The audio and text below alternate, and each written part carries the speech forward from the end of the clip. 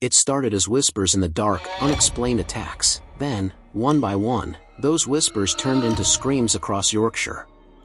If you haven't seen part 1 of this series, make sure to watch it first. We uncovered the chilling beginnings of Peter William Sutcliffe, the man who would become known as the Yorkshire Ripper, and how his shadow first fell over Yorkshire. It sets the stage for everything you're about to hear, so pause now, go back to part 1, and then return here for the next chapter of this terrifying story. The first attacks. Sutcliffe's earliest crimes didn't draw much attention at first. In 1969, he attacked a woman with a hammer but was interrupted and fled. Over the next few years, he assaulted several more women, leaving them with terrible injuries but alive. Some victims were too frightened to report him, while others weren't believed by police. These early strikes were dismissed as isolated crimes, but they were actually the beginning of a chilling pattern. Sutcliffe was testing himself, refining his methods, and building the confidence to kill. The escalation into murder. By 1975, Sutcliffe crossed the line from attacker to murderer.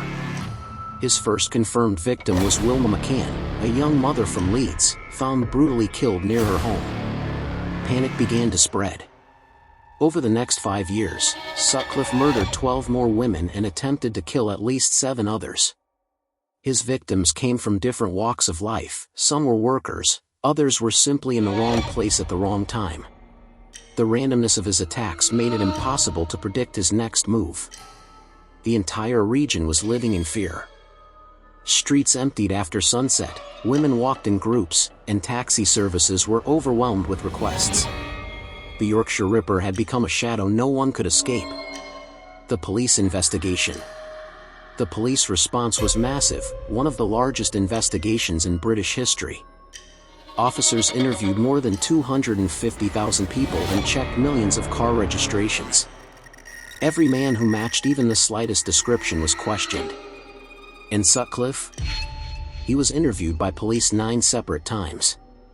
Each time, he convinced them he wasn't their man. His calm, quiet personality, steady work record, and lack of direct evidence allowed him to slip through their fingers. Adding to the chaos, police were thrown off track by a cruel hoax, letters and a tape supposedly from the killer, signed Wearside Jack.